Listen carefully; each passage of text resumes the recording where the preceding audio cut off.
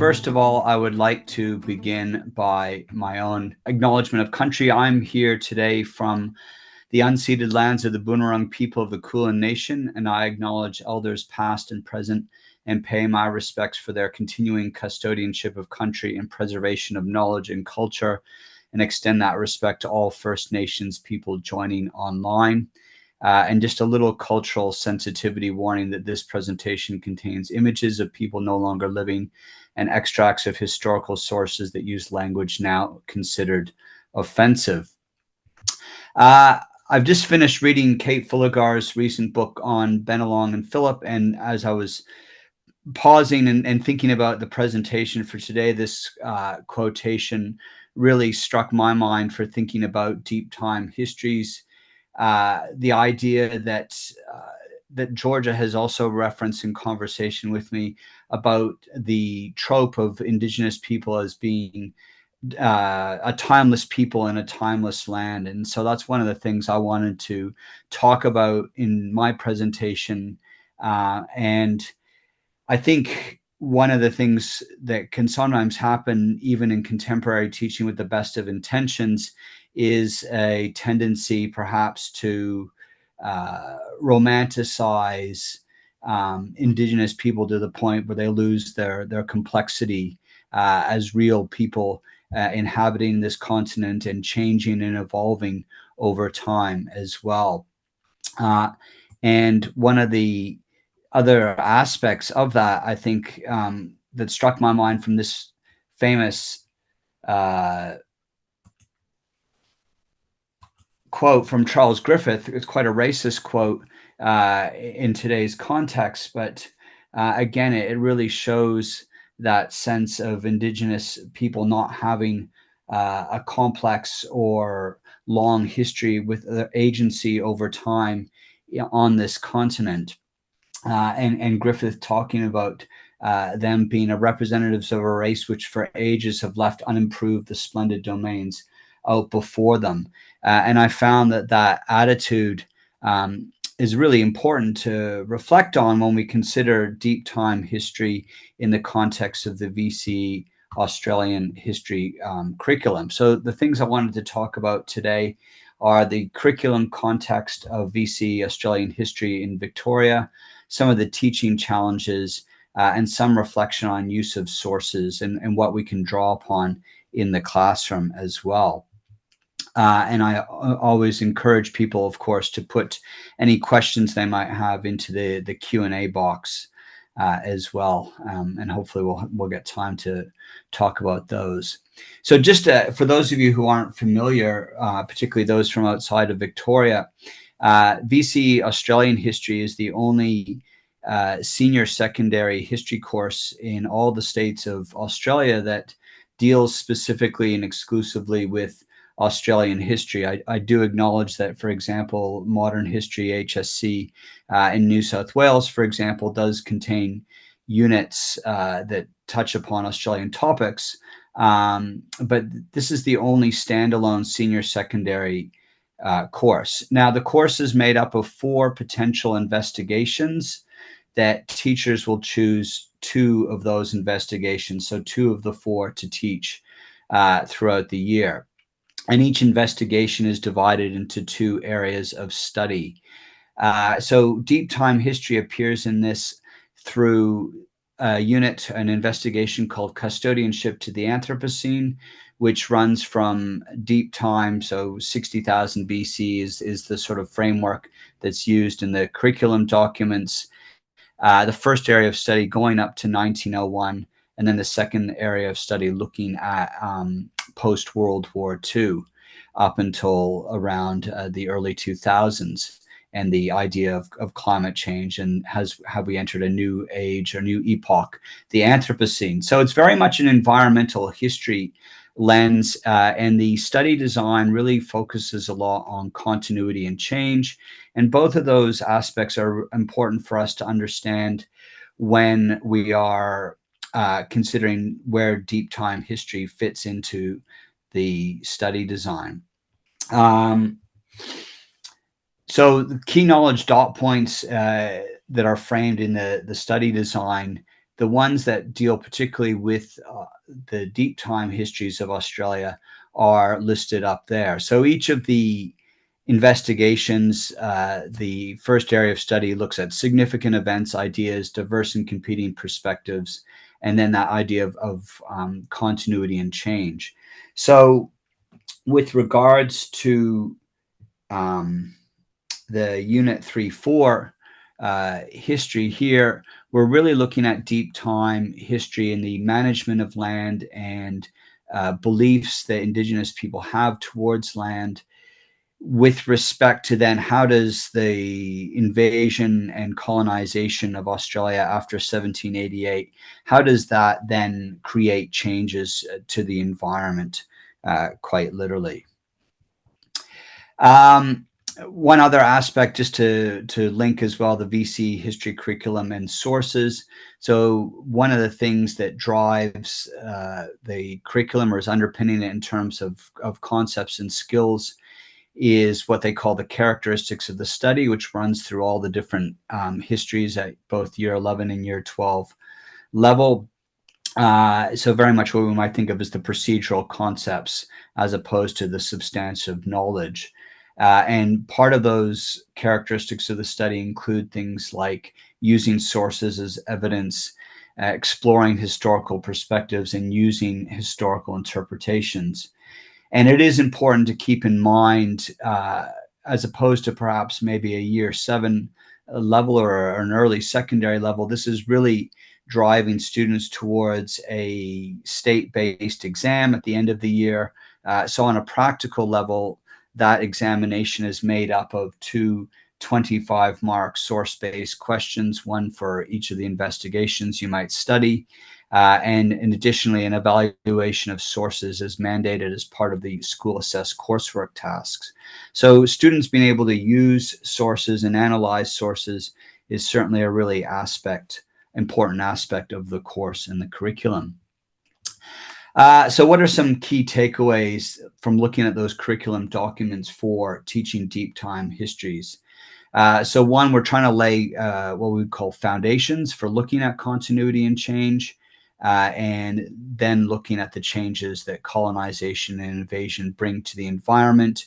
The emphasis is on land and the environment, but of course this is inseparable from culture, both First Nations culture, but also the culture of the settler colonials with their own ideas about, for example, private property and capitalistic ideas that are emerging in this period of time, which are also part of the culture of the British colonists from 1780 onwards. So we do need to look at those ideas and aspects within the societies. So what are some of the challenges then for teachers? Well, we first of all need to establish the foundation of knowledge for students. What have they retained from early secondary? So there can often be a large gap for many students in what they may have learned in year 7 around ancient Australia. And then if they're doing the course in year 11 or year 12, so what have they retained? What have they remembered?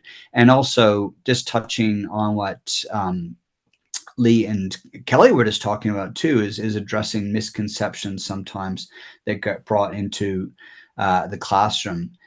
Even though it's senior secondary, we always have to take care with assumptions around literacy and confidence in approaching texts and varied sources. Additionally, there is very much that introduction of environmental history, and a lot of school history is very much focused on political and social histories. And thinking as well, like I've said, the timeless people in a timeless land trope and trying to challenge that, and the complexity of history of the every when. And so this is something that in my own journey as a history teacher that's been challenging me recently about ideas around decolonizing history and how we approach history from a Western lens that's very much, even if we're not necessarily Whig historians, the idea that history is the story of progress. And so, one of the ways in which this can manifest itself in looking at Indigenous histories is seeing what happened to Indigenous Australians as a unfortunate byproduct of a story of progress over time, which I think we have to be very wary of. And, you know, Michaela Saunders had a very interesting essay in the Griffith Review, number 76, which came out a couple of years ago, about thinking about Western colonial time as a surveillant archival time, operating in tandem with the parceling and fencing of country, dividing us and removing us from our lands and from each other. And I think that's an interesting counterpoint, for example, to the idea of the timeline, which always heads sort of in one direction. Whereas, you know, I think for Indigenous cultures, the everyone can encompass the future as well as the past and as well as the present.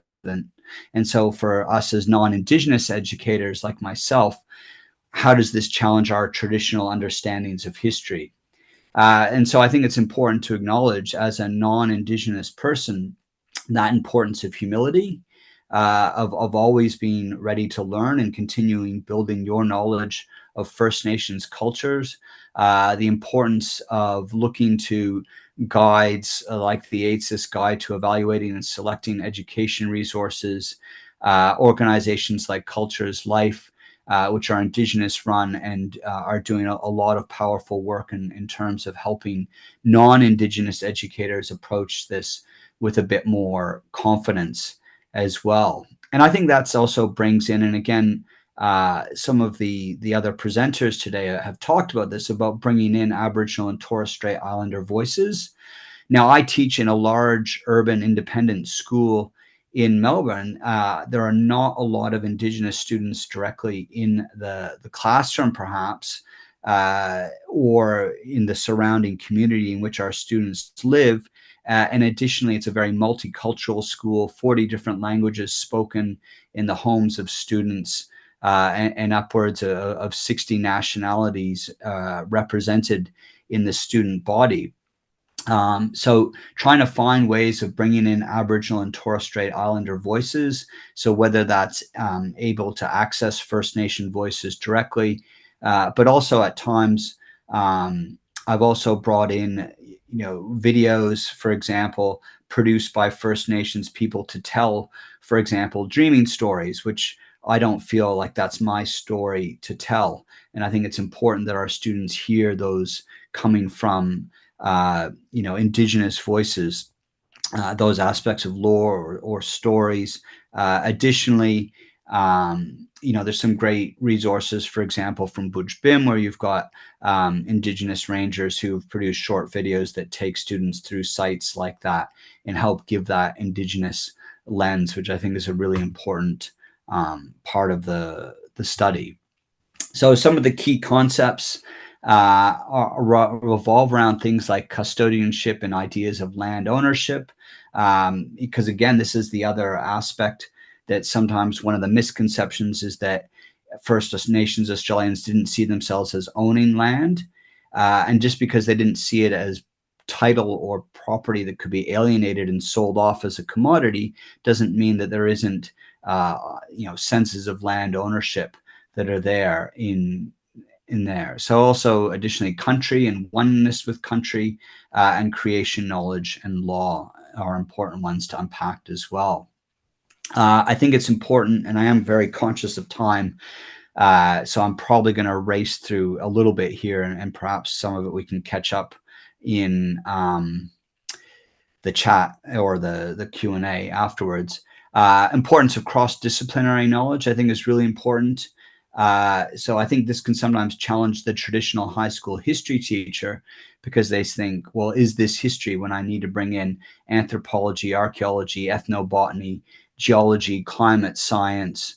You know, when we're setting the scene for this, we're thinking about Gondwana and the ancient landscapes there, the human movements out of Africa, Sunda and Sahul, you know, the importance of glacial maximums, which played a role, for example, in rising sea levels, which cut off Tasmania, for example, from the mainland, or separate Australia from Papua New Guinea, etc. So understanding these changing environmental contexts, I think, is really important as part of that, countering the idea that Indigenous people were living some sort of timeless life that was unchanging. They had to respond to climate change. They had to, um, you know, adjust to losing land to changes due to rising sea levels, to increased aridity of the interior. So, for example, the Willandra Lakes region with Mungo Man and Mungo Lady, when they're living there, um, they're living in a vibrant, wet environment, which is not obviously the way it's been for several thousands of years. So the people living there had to change as well. And so that's an important aspect for us to consider. Um, so what kind of sources do we then bring um, into the classroom? Well, European sources from the early invasion period, both written and visual, are really valuable, even if we have to be aware of that cultural sensitivity and the often racist tropes, the racist lens that the invaders brought in. There's still important information that can be gleaned about pre-1788 Indigenous society from that. One of the things that's become increasingly recognized is the role of oral traditions. So the work of people like Patrick Nunn, for example, in documenting not just in Australia, but around the Pacific region too, the importance of oral histories in being able to accurately describe key changes in rising sea levels or volcanic events, etc. So I think the role of oral history is a really interesting one to be considering, and one that is often being dismissed by uh, sort of traditional academic Western views, and that's changing now as we recognize that oral history can be corroborated with archaeological or paleo-environmental data as well. Artifacts and material culture, and of course historical interpretations, but historical interpretations are not just by historians, but they include archaeologists and paleo-environmental writings, anthropology, and ethnobotany as well. Uh, and I think one of the important things from a teaching point of view is to be able to um, mix the sources to help corroborate or to help demonstrate to students, this was written by a settler colonial, but then we can go and look at archaeological records or botanist records. So an example of that might be the writings and research of Beth Gott around Mornang root, the yam daisy, and how we can corroborate that with sketches of Indigenous people using digging sticks, with writings of early colonists. So critical evaluation and close reading in the classroom is important. I use a lot of thinking routines, the things like See, Think, Wonder, which I know a lot of you would be familiar with as starter activities as well. And I also get them to use the heuristic of COMA, so to think about context, origin, motivation, and audience. I'm just going to skip through that quickly, and I know these slides will be made available, but I am conscious of time and leaving some time for questions as well. But I do think it's important that especially when you're dealing sometimes with those early colonial ones that can be very problematic, I think that getting the students to think about context, origin, motivation, and the audience of the source at the time are really important things to highlight. So for an example of how you might triangulate or bring these into your classrooms, you can start off with a very classic visual source. So this one is Eugene von Gerard's painting of Tower Hill, but then we can bring in historical interpretations and research. And the article that I've linked to there is a really fascinating way of looking at oral histories from Indigenous people and ethnographic evidence, and linking that to volcanic activity and how the eruption that created Tower Hill lived on within the stories of First Nations people, the Gunditjmara peoples and the Jawarong peoples of Western Victoria as well.